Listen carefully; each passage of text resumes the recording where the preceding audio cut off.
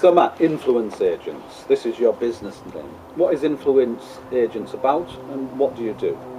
Influence agents are primarily a social media monitoring and research agency, so we filter the myriad conversations that take place in social media, across social media and the dynamic web every day, and listen for the mentions of our clients, be it their brand name, be it their products and services that they offer, be it the people within their organisation. There may be some very public-facing figures within their setup, or just their industry terms. So they might need a better understanding of their marketplace, of how they are being perceived, of how their competitors are being received in the marketplace by the consumer.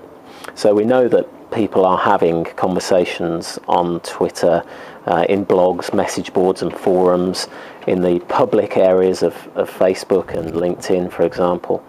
And what we do is we work tirelessly to understand our clients, first of all, the setup and all the assets within their business and what people might be talking about, and then to find the conversations that pertain to that. So how sophisticated is this? Can you measure positive and negative conversation at the same time? Yeah, the tools are there to be able to identify the sentiment attached to these mentions, these conversations that are taking place. Now, it's quite technical, and I think it's fair to say that technology will never be able to understand things like irony and sarcasm in conversations.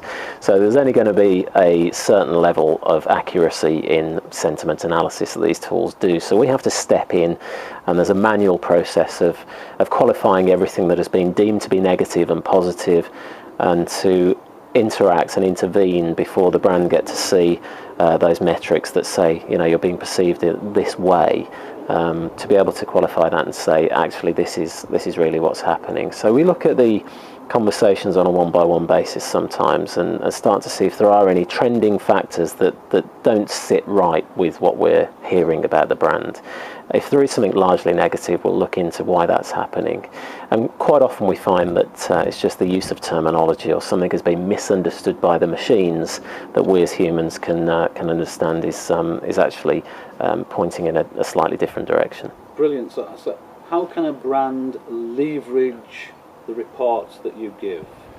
Well, that's a really good question, because the tools themselves will only ever tell you this is what's being said about you, this is where they're happening, so on what platforms, in what volume, and as I say, certain elements of sentiment as well.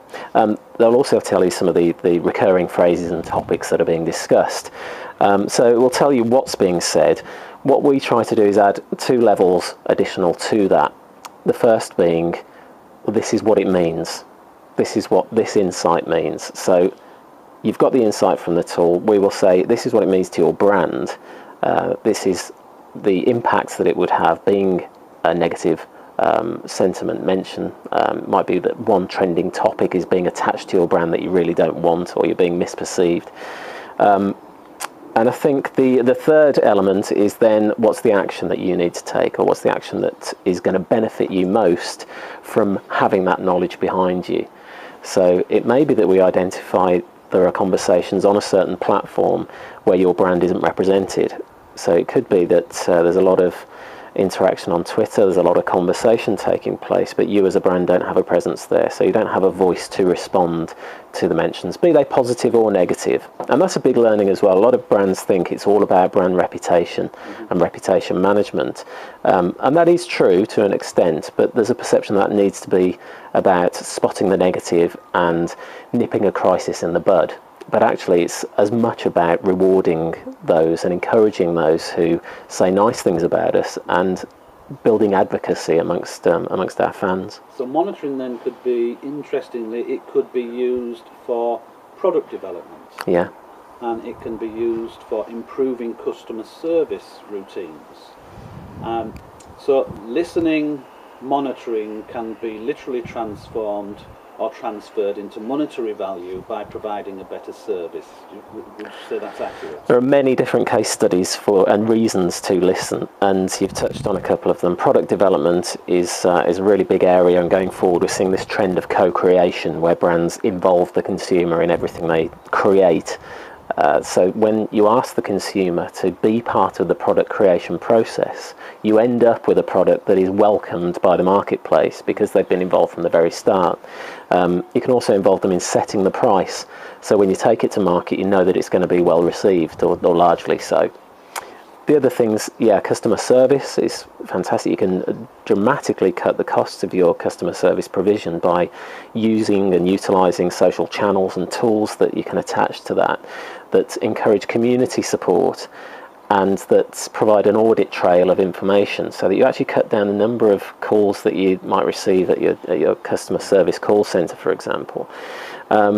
And there are many other aspects as well. Lead generation and product development is a big thing. You can spot new opportunities. You can easily spot joint venture opportunities and partnerships via social media that would otherwise be very difficult to form. We're seeing this trend of local or global small business, and connecting with somebody on the other side of the earth is an instantaneous thing now. It's it's not as archaic and in-depth as it used to be. Finding the right people who are talking about your services and who can tap into your target market is a much quicker process now. Okay, so final question. It's always the hardest question. Cost versus benefit. Is influence agents a business that would be for the micro, the small business, the medium, the corporate, or all four? Primarily, we deal with brands. So we want to talk to brands who are already being talked about, to whom there is a perceived risk in social media, but also great benefit as well. So we see large brands benefiting greatly from their social media activity. Brands like Coca-Cola, Pepsi, Oreo, Victoria's Secret. They're fantastic at customer engagement, and they have leveraged social media to build their network. And as we know, if you're not growing your network, then it's very difficult for you to grow your revenue streams. And at the end of the day, the number one question we're asked is, where is the return on investment in social media? And I think when you listen to your market first and involve them in everything you do, then you become part of your consumer marketplace. And that's the very best way to get a return on your investment. But I think, in terms of budgetary requirements, I think it's the case that a lot of the tools for monitoring social media are incredibly expensive at the moment. And yet there are different degrees of monitoring tool. There are some free solutions out there. So small to medium-sized businesses can dip their toe in the water in terms of social media monitoring. They won't get to see all of the conversations. They won't get to cover all of the platforms. They'll get a subset perhaps of the Twitter conversations pertaining to them. But I think every business needs to consider the impact of social media conversation on their brand, be it positive or negative, and start to understand just how important listening to the customer is to the business going forward. Brilliant. So if people want to learn more about influence agents and monitoring, where can they come to see you?